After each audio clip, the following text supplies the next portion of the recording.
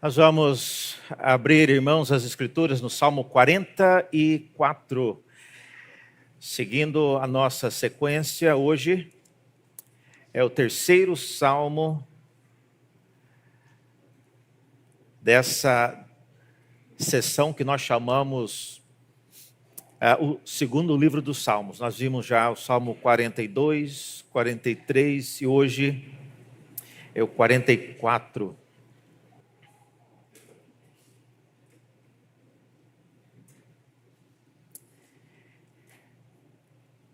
Salmo 44 diz assim a palavra de Deus. É um salmo atribuído, aos filhos de Coré. E também é um salmo categorizado como sendo um salmo didático. Não é muito claro o que significa ser um salmo didático, porque em tese todos os salmos deveriam ser didáticos. Mas essa expressão salmo didático, ela aparece no cabeçalho dos salmos porque há uma pequena expressão que é difícil de entender qual é o significado dela, e algumas versões colocam essa expressão, salmo didático, mas ela poderia ser simplesmente sabedoria, é uma palavra só, mas então é convencionado chamá-los de salmo didático, tá? Mas, mais uma vez, não é algo que descreve o salmo, mas diz assim a palavra de Deus agora. Ó Deus, nós temos ouvido com os nossos próprios ouvidos, nossos pais nos contaram o que fizestes outrora, em seus dias. Como a tua mão expulsaste as nações e estabeleceste os nossos pais, afligiste os povos e ampliaste o território de nossos pais. Pois não foi por sua espada que eles conquistaram a terra, nem foi o seu braço que lhes deu a vitória, e sim a tua mão poderosa e o teu braço, e a luz do teu rosto, porque te agradaste deles. Tu és, ó meu rei, ó Deus, ordena a vitória de Jacó. Com o teu auxílio, vencemos os nossos inimigos. Em teu nome pisamos sobre os que se levantam contra nós. Não confio no meu arco e não é a minha espada que me salva, pois tu nos salvaste dos nossos inimigos e cobriste de vergonha os que nos odeiam. Em Deus nós temos gloriado continuamente e para sempre louvaremos o teu nome. Agora, porém, tu nos rejeitaste e nos expuseste à vergonha, e já não acompanhas os nossos exércitos. Tu nos fazes bater em retirada diante de nossos inimigos, e os que nos odeiam nos tomam por seu despojo. Entregaste-nos como ovelhas para o matadouro, e nos espalhaste entre as nações. Vendes por nada o teu povo e não tens lucro com a venda. Tu nos fazes objeto de deboche para os nossos vizinhos, de escárnio e de zombaria aos que nos rodeiam. Tu fazes de nós provérbio entre as nações, os povos nos veem e balançam a cabeça. A minha humilhação está sempre diante de mim.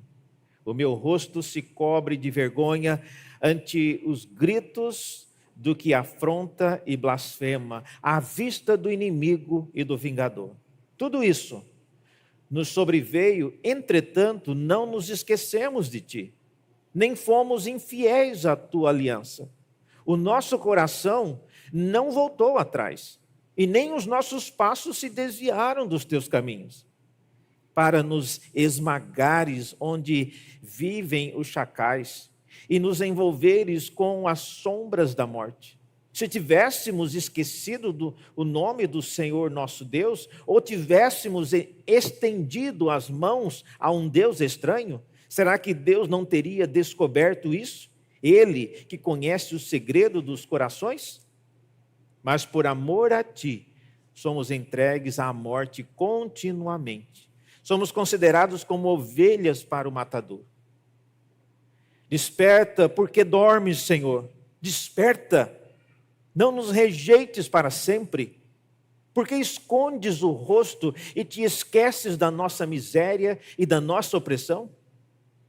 Pois a nossa alma está abatida até o pó, e o nosso corpo está como que pegado ao chão. Levanta-te para socorrer-nos, resgata-nos por amor da tua bondade. Até aqui a leitura da palavra de Deus. Vamos orar mais uma vez. Ó Deus, ajude-nos, Pai, a entender a tua palavra. Não somos capazes, por natureza, de entendê-la. Precisamos que o teu Espírito, o mesmo que inspirou esta palavra, possa nos ajudar a entendê-la. Prepare o nosso coração e a nossa mente para ouvi-la como palavra tua e recebê-la, ó Deus, de modo que ela possa transformar-nos, moldar-nos à semelhança do teu Filho Jesus. Essa é a nossa oração que fazemos em nome dele mesmo. Amém. Meus irmãos, aqui estamos já no Salmo 44. Como nós vimos, o Salmo 42 começou com um tom bastante sombrio. O salmista se descreve como que uma corça sedenta pelas correntes das águas. Ele se vê bastante já aflito e angustiado porque Deus não lhe respondia. Esse foi o tema do Salmo 42, que abre esse segundo livro dos Salmos.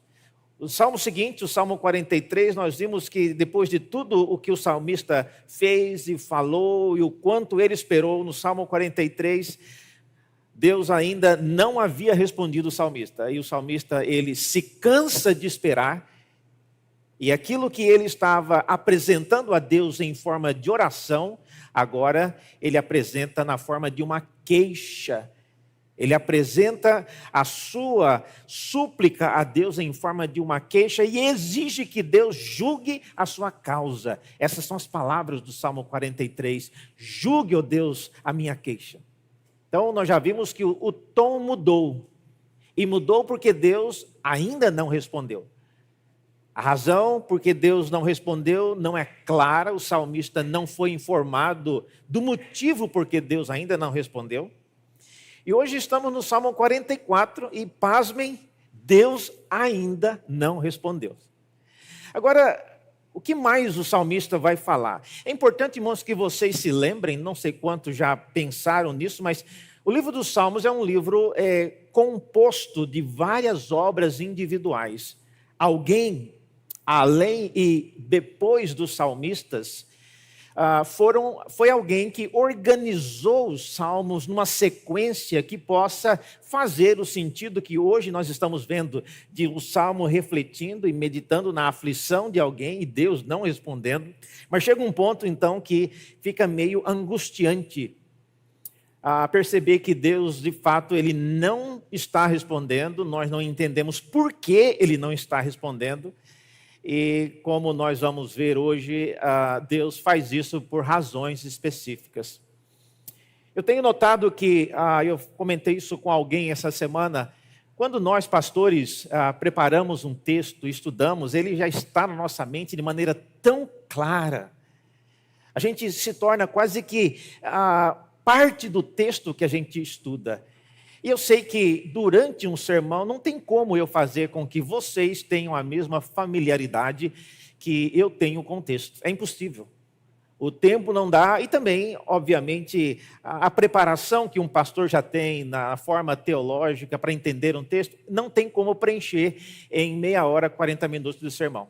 Hoje eu gostaria, então, de experimentar algo que é uma maneira de ajudá-los a ver o texto da maneira que eu vejo, como uma tentativa de auxiliá-los a entender o que a gente chama do contexto. Então, veja só, aí está uma imagem do Salmo 44, pode colocar.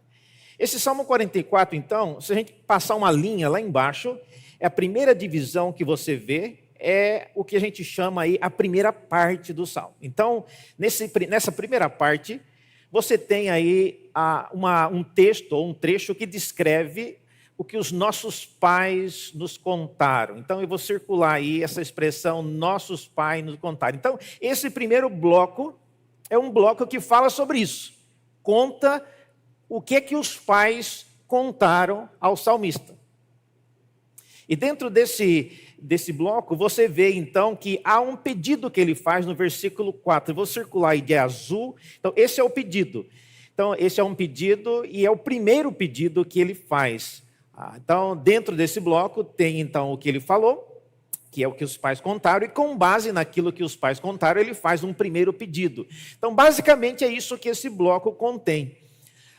Se você seguir, então, um pouquinho, descendo mais aí, você vai ver que a divisão do Salmo, né, por que eu fiz essa divisão aí no versículo 8? Por causa dessa expressão, agora, porém. Está vendo aí? Então, sempre que você vir partículas como essa, significa que o texto está transitando para uma nova fase, para um novo momento. Então, é por isso que eu fiz essa linha aí. Nessa segunda parte, então, no versículo 9, claramente você consegue ver que essa divisão gera o que nós vamos chamar da primeira parte e a segunda parte. Então, o Salmo ele se divide exatamente aí. No versículo 9, ele conta uma história que vai começar daí e vai até o final do capítulo inteiro. Seguindo adiante, você vê então que esse bloco do capítulo 9, ele vai até o versículo 16. Eu vou passar um risco aí no versículo 16. E essa é uma divisão um pouquinho menor, dentro dessa seção. E o que esse bloco aí tem? O que esses versos de 9 a 16 eles têm? Olha, novamente, a divisão ela é marcada, né, pela expressão, está vendo? Entretanto, que aparece no versículo 17. E é isso então que mostra, sempre que você tem uma palavra entretanto, você está vendo que o texto está transitando para um momento diferente. Nesse primeiro bloco, então, o salmista ele vai reclamar para Deus de algumas coisas que Deus tem feito. Ele fala de 5 coisas. Primeiro, ele diz que Deus havia rejeitado, né, o povo e exposto à vergonha. Segundo, ele fala que o Senhor tem feito, né, tu nos fazes bater em retirada. Então, é uma lista de reclamações. Em terceiro lugar, ele fala que o Senhor tem entregado o povo como se fosse ovelhas para o matadouro. Em quarto lugar, ele fala que Deus tem vendido o seu povo como se fosse a preço de nada, nem lucro tem com isso. E em quinto lugar, ele fala que Deus tem rejeitado, faz-nos como objeto de deboche. Aquilo que acontece conosco se torna como motivo das pessoas comentarem a respeito daquilo que acontece conosco e motivos de risada, motivo de provérbio, motivos de deboche, como o texto diz. Então, esse primeiro bloco é basicamente isso. Ele é uma descrição das coisas que o salmista tem a liberdade de chegar e falar para Deus: eu não concordo com isso está errado. O Senhor tem nos tratado de maneira que nós não merecíamos ser tratados. E aí ele faz essa lista de 5 coisas que Deus tem feito. Subindo mais, descendo o texto, então você vê que nesse próximo bloco, ele também tem uma nova divisão, aí no versículo 22. E essa divisão, ela, nesse texto, nesse primeiro bloco, do versículo 17 a 22, o salmista vai descrever aí algumas coisas que ele acha que Deus deveria estar olhando e não está. Na visão do salmista, Deus não está percebendo algumas coisas que o povo tem feito. Primeira delas, vocês viram aí? Nós não esquecemos de ti. O Senhor tem observado isso, Senhor? Para estar nos tratando da maneira que o Senhor está nos tratando. Você já observou, já parou para observar que nós não nos esquecemos de ti? Segunda coisa, é dito que nós também não fomos infiéis. O Senhor tem observado isso? Para estar nos tratando da maneira que está. Em terceiro lugar, o nosso coração não voltou atrás. O Senhor tem observado isso? Em quarto lugar, nem os nossos passos se desviaram dos teus caminhos. Então, por que Essa é a grande pergunta do salmista. Por que o Senhor tem nos tratado dessa forma? Por que o Senhor não nos responde? Então, esse bloco, ele trata basicamente disso. E por último, nessa última ascensão do Salmo, no versículo 23 a 26, você tem os pedidos. Olha só a força dos pedidos que o salmista faz. Primeiro, ele diz, quase que de maneira meio que deselegante e inapropriada para alguém falar com Deus: acorda, desperta, Senhor, por que dormes? Não é uma maneira comum de alguém falar com Deus. Vocês se lembram de Elias, quando confrontando Baal, lá naquela grande batalha dos profetas de Baal com o profeta Elias? Essas foram palavras ditas a Baal, referindo-se a ele como um Deus que estava dormindo. Agora veja que o profeta falando a mesma coisa. O profeta sabe que Deus não dorme. A Escritura já nos ensinou que o nosso Deus não é um Deus que não cochila e que não dormita, mas Ele guarda-nos sempre. Por que então o profeta está usando essa linguagem? É uma linguagem pesada. Mais adiante, veja, ele está falando: porque escondes o rosto. E em terceiro lugar, ele diz: levanta-te para socorrer-nos. Então, esses são três... é um pedido tríplice, né? Um pedido de socorro que ele faz dessa forma. Então, irmãos, diante disso, cabe nos perguntar por quê? Por que Deus não está respondendo o salmista? Qual a razão da demora? Qual a razão dele não estar querendo envolver-se com aquilo que o salmista está, de maneira já desesperada, apresentando diante de Deus? Olha, partindo do pressuposto correto de que esse salmo está aqui nas Escrituras para nos ensinar alguma coisa, cabe nos perguntar o que Deus quer que nós aprendamos. E essa é a pergunta que eu queria fazer hoje pela manhã. O que Deus quer que eu aprenda com esses dois pedidos e o modo como eles foram feitos? O primeiro pedido é que Deus ordene a vitória. E o segundo pedido é aquela mistura, aquele pedido tríplice que ele faz no final. Então, o que é que Deus quer que nós aprendamos com isso? Primeira coisa, Deus quer que entendamos, irmãos, aquilo que nossos pais nos contaram. Deus quer que nós entendamos melhor. E para fazer isso, a primeira coisa que é necessária é que nós devemos considerar o motivo porque Deus fez o que fez nos dias dos nossos pais. Não é fácil você ouvir histórias de pessoas que viveram antes de nós. É importante que você seja preparado para entender aquilo que as pessoas nos contam. Veja nos versículos, olhe na sua Bíblia, no Salmo, no início do Salmo, nos versículos 2 e 3, há um relato daquilo que os pais contaram. Vocês viram aí? Versículos 2 especialmente: com a tua mão expulsastes as nações, estabelecestes os nossos pais e afligistes os povos e ampliastes o território de nossos pais. O que ele está falando aqui? Essa é uma linguagem que descreve o período nos dias de Josué, quando eles estavam conquistando a terra. E isso aqui ele está se referindo, irmãos, é algo que já tem pelo menos 500 anos. É muito tempo. E a minha pergunta e o desafio que eu tento mostrar para vocês hoje é: será que nós estamos preparados para ouvir e entender as histórias que foram contadas pelos nossos pais? A história, irmãos, não é algo simples de se entender. Não é simples entender aquilo que aconteceu há tanto tempo assim. E nós somos naturalmente inclinados a olhar para a história alheia e ler os eventos do passado com os nossos próprios óculos, com a nossa própria expectativa. Na melhor das hipóteses, vemos o passado com o entendimento que temos hoje e tudo o que acumulamos ao longo dos anos. Mas não é assim que nós olhamos a história. Eu queria fazer um teste com vocês hoje. Vamos ver como é que está a sua percepção da história. Olha essa foto aqui. Alguém sabe onde é essa foto? Essa é uma foto de 1930. Essa é a Avenida Adolfo Pinheiro. E essa casa do lado é onde hoje é a estação Adolfo Pinheiro.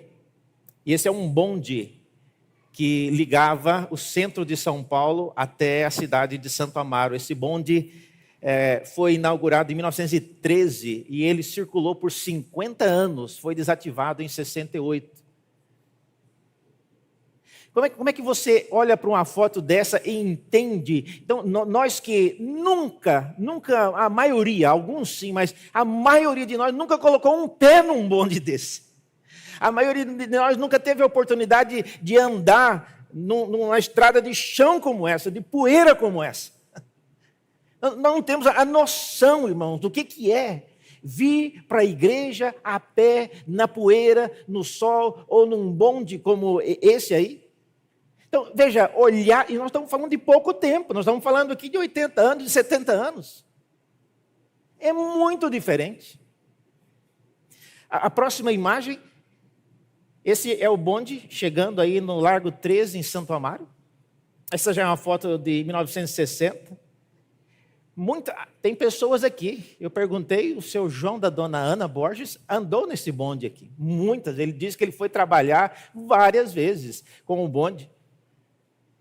Mas nós que olhamos para uma foto como essa, às vezes não temos nem meios de perceber e de nos colocar na situação que essas pessoas viveram. Então veja, olhar para a história não é a mesma coisa que olhar para fotos. Se você não participou daquele momento, se você não fez parte daquele momento, não tem como você avaliar aquilo que aconteceu. E é por isso que eu estou enfatizando, simplesmente dizer que aquilo que nossos pais nos contaram não basta.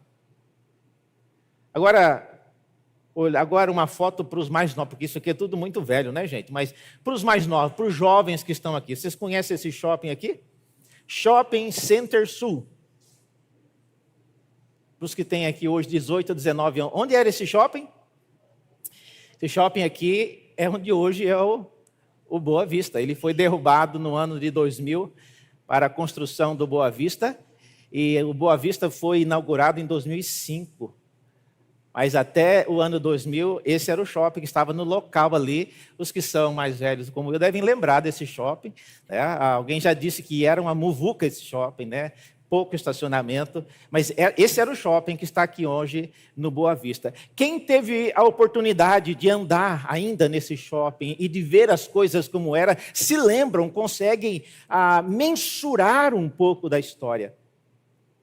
Mas, irmãos, ver fotos e ouvir histórias não é a mesma coisa que entender o que eles passaram, ou sentir o que eles sentiram.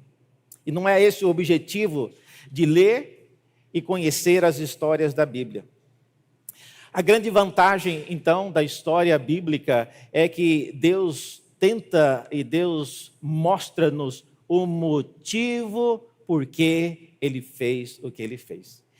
E veja no versículo 3, olha só, no finalzinho do versículo 3, o Senhor nos diz, ou o salmista diz, ao ler e ao ver aquilo que os pais fizeram, eles dizem o seguinte, olha, e o Senhor fez todas essas coisas porque te agradaste deles. Sublinhe essa expressão, porque te agradaste dele. Essa é a razão porque Deus fez o que Ele fez nos dias de Josué. Agora, observe, é algo estranho quando nós falamos de por que agradaste dele, porque se você for lembrar do que aconteceu nos dias de Josué, meus irmãos, havia muito mais razões para Deus não se agradar de ninguém naqueles dias, e às vezes me pega de surpresa ler um texto como esse, dizendo que Deus se agradou daquelas pessoas.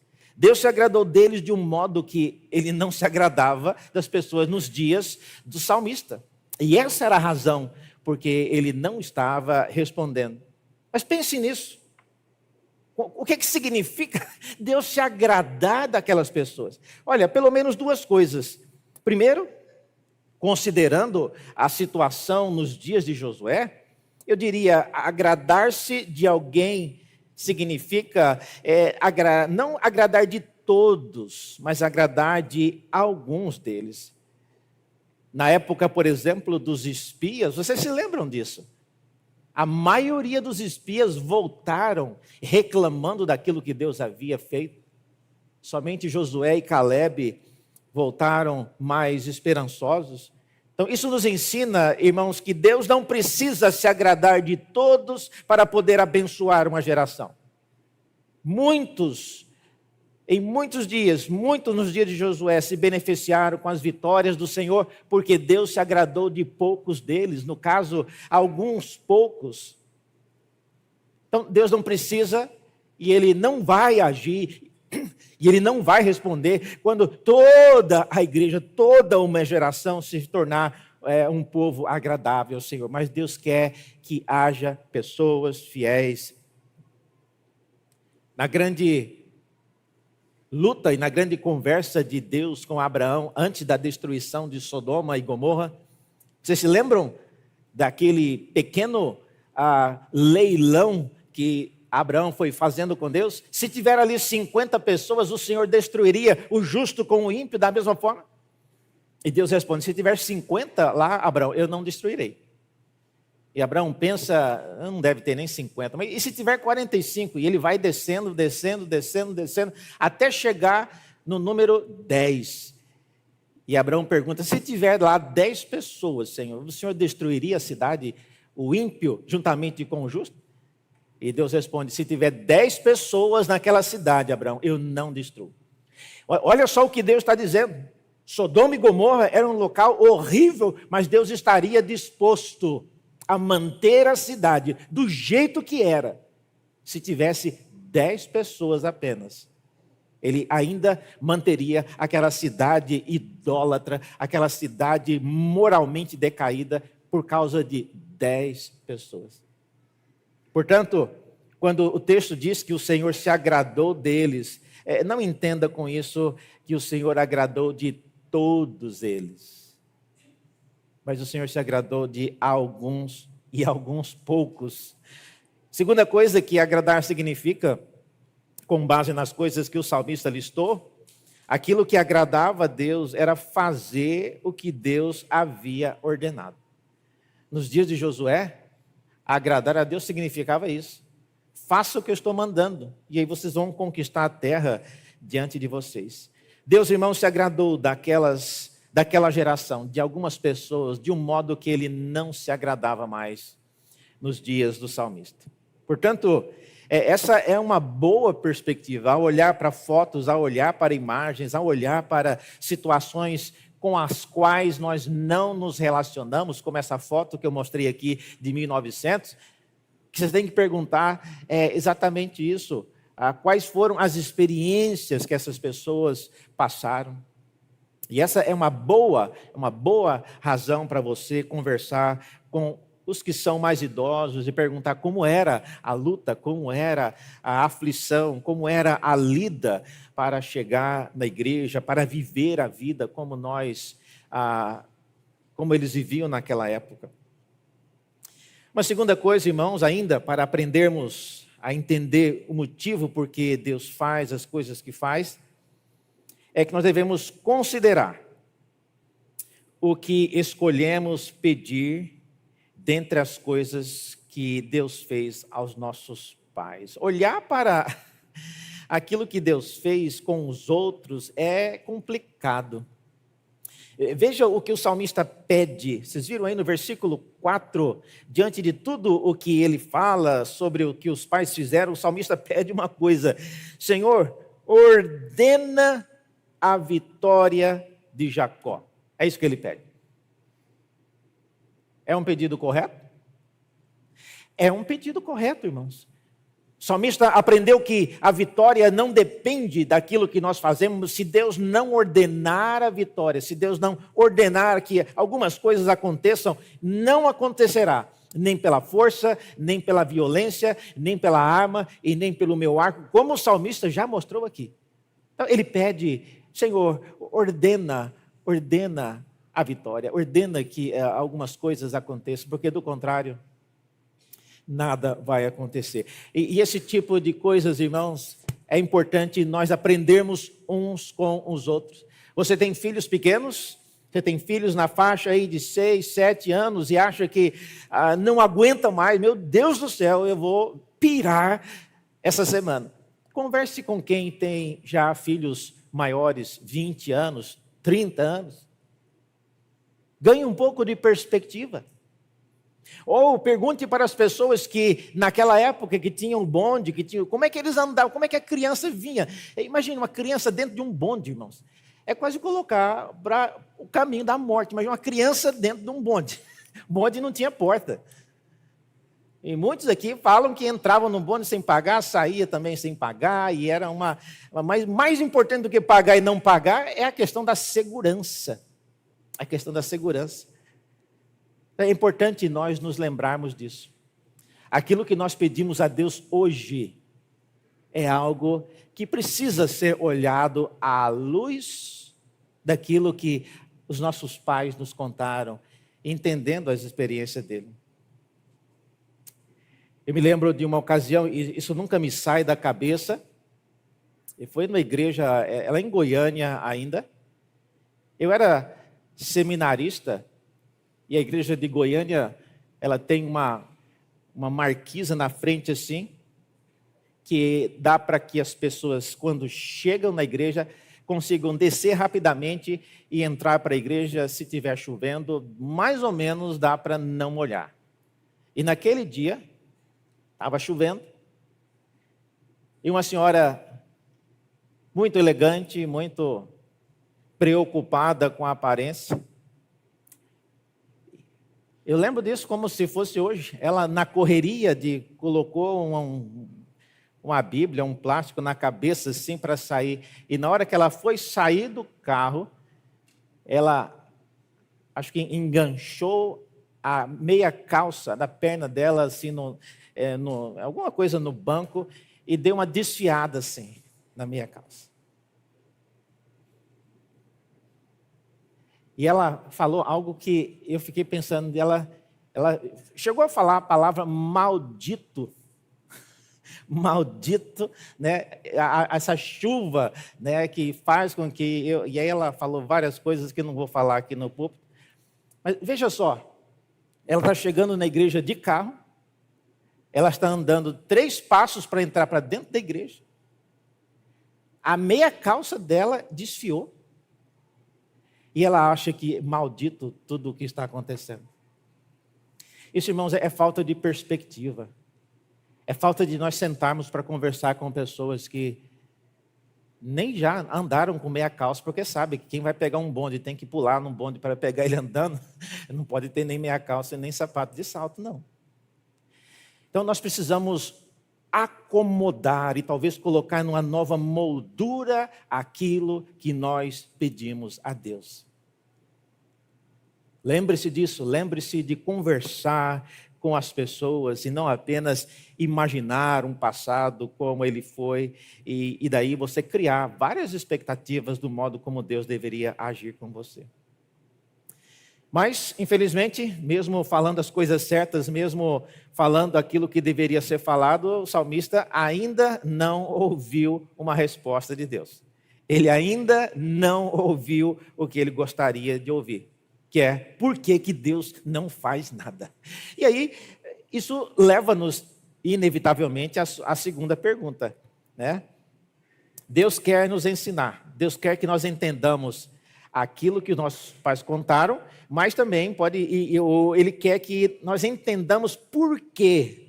Esse é o ponto. Por que ele não age da forma como agiu com os nossos pais? Há um motivo por que Deus não age da forma como ele agiu com os nossos pais. Há muitas coisas que existiam naquele tempo que não existem mais. Mas o mais importante, há muitas pessoas que viveram naquele tempo que não existem mais. Irmãos, deixem-me falar uma coisa para vocês e guardem bem isso. Deus se agrada de pessoas muito mais do que Ele se agrada de instituições e edificações. Há momentos em que o próprio Deus, entrega as instituições e as edificações para serem derrubadas e extintas, como foi o caso do templo e o trono de Davi em Jerusalém. Deus gosta de pessoas.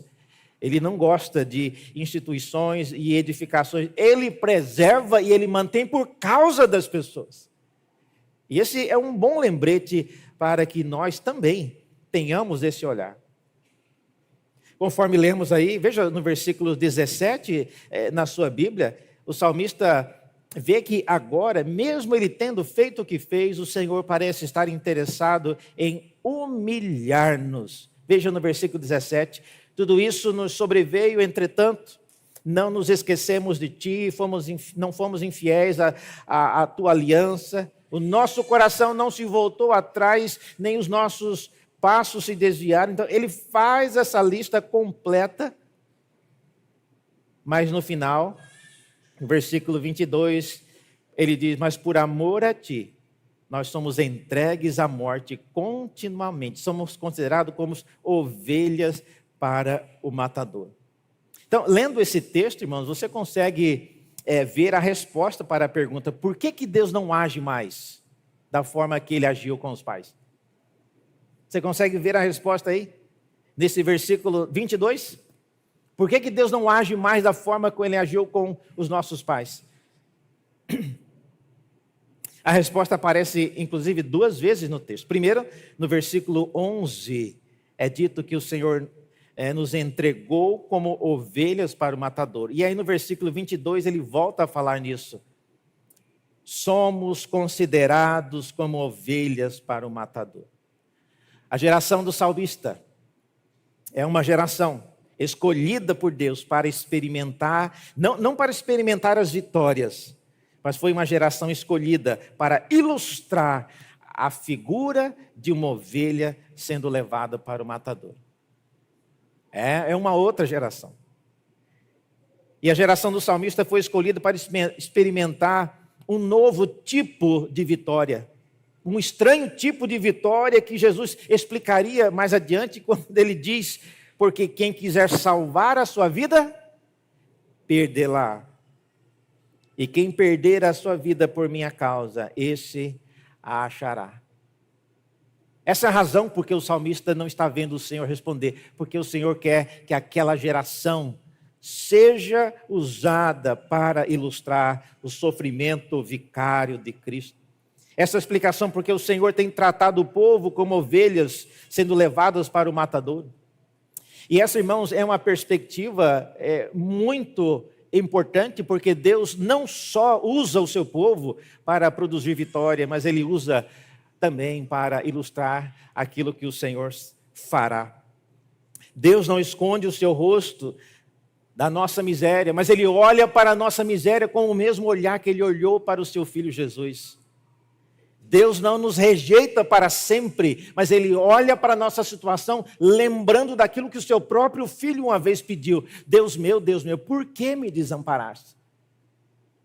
Então, quando Deus olha para a nossa situação, olha para o nosso clamor, Ele lembra-se também daquilo que o seu Filho Jesus havia feito. O apóstolo Paulo, ele irá citar, irmãos, o Salmo 42. E olha só o local onde ele cita. Abra comigo aí na sua Bíblia, Romanos, no capítulo 8. É um texto conhecido e nós vamos caminhando para o fim. Romanos 8, a partir do versículo 31. Olha só o argumento que o apóstolo Paulo vai construir, e ele vai culminar falando do Salmo 44, que é o que nós estamos lendo aqui. Ele diz, olha, Romanos 8, 31, que diremos então à vista dessas coisas? Se Deus é por nós, quem será contra nós? Aquele que não poupou o seu próprio filho, mas por todos nós o entregou, será que não nos dará graciosamente com ele todas as coisas? Quem intentará acusação contra os eleitos de Deus? É Deus quem os justifica, e quem os condenará é Cristo Jesus quem morreu, ou melhor, quem ressuscitou, o qual está à direita de Deus e também intercede por nós. Quem nos separará do amor de Cristo? Não será tribulação? Esse é um texto bem conhecido, e aí no versículo 36, ele cita o Salmo 44. Como está escrito? Por amor de ti, somos entregues à morte continuamente. Fomos considerados como ovelhas para o matadouro. Em todas essas coisas, porém, somos mais que vencedores por meio daquele que nos amou. Meus irmãos, Paulo também foi alguém que Deus escolheu não para ver vitórias, mas foi alguém que Deus escolheu para tipificar, para ser aquele entregue como ovelha caminhando para o matadouro. Conclusão, nós não sabemos, irmãos, como Deus tem reservado e tem planejado o que Ele vai fazer com a nossa geração. Nós não sabemos se Ele nos usará para demonstrar o seu poder, nos dando a vitória, ou se Ele nos usará para demonstrar o sofrimento. Não tem como a gente saber disso. Mas se aprendemos a ler corretamente aquilo que Ele fez aos nossos pais no passado, aprenderemos que Deus alterna de tempos em tempos o modo de tratar o seu povo. Nós precisamos entender isso.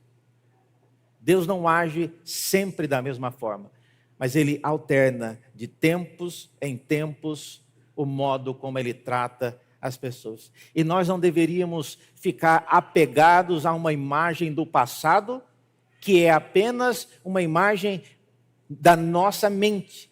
Olhar para uma foto de 1900 não é a mesma coisa que ter vivido no ano de 1900. Olha essa foto. Tem uma coisa muito sinistra sobre essa foto. Alguém consegue ver o que tem de muito sinistro nessa foto? Tem algo estranho nessa foto.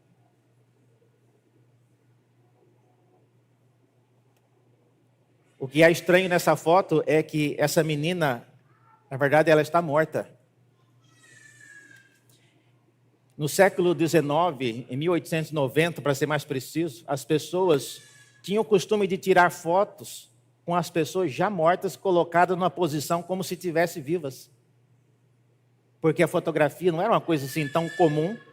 Então, para guardar uma memória de alguém como ela existiu. Então, a criança, na verdade, ela está morta.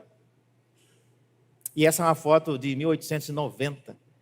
E é dito que muitos mortos eram colocados ou sozinho, ou juntamente com um parente, no caso aqui a mãe, para tirar uma foto e a criança já está morta.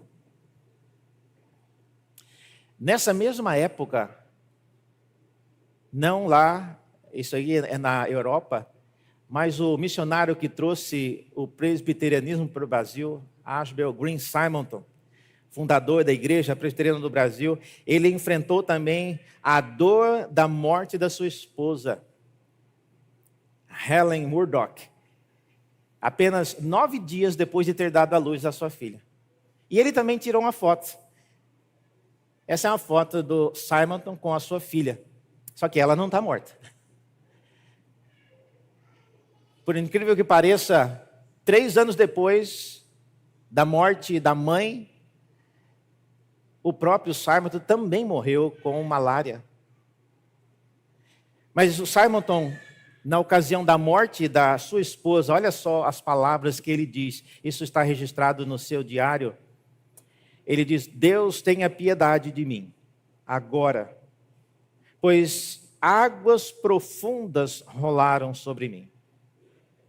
Minha querida Ellen está estendida em seu caixão. E na salinha de entrada ela está. Deus a levou de repente, que ando como quem sonha. Mas graças àquele que morreu e ressuscitou por mim, esses sentimentos tão completamente avassaladores não dizem toda a verdade. Há bálsamo mesmo para as feridas como essas. O céu é o lar do crente, é o meu lar. Tudo o que eu mais amo está lá. Meu pai, minha mãe, minhas irmãs e minha esposa. Mas acima de tudo, Jesus está lá. 3 anos depois, então, Simon também morre. Mas ele nos deixa, irmãos, a perspectiva de alguém que conhece a história e sabe o que é que Deus faz de tempos em tempos. Não se apegue a coisas que nós idealizamos do passado. Aprenda a ver como é que Deus age de tempos em tempos na vida das pessoas. E que Ele nos ajude a ter uma perspectiva correta. Porque às vezes Ele nos responde e porque às vezes Ele nos deixa aguardando. Vamos orar?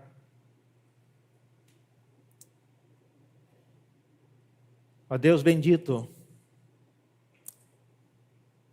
Senhor, nos criastes limitados ao tempo e ao espaço.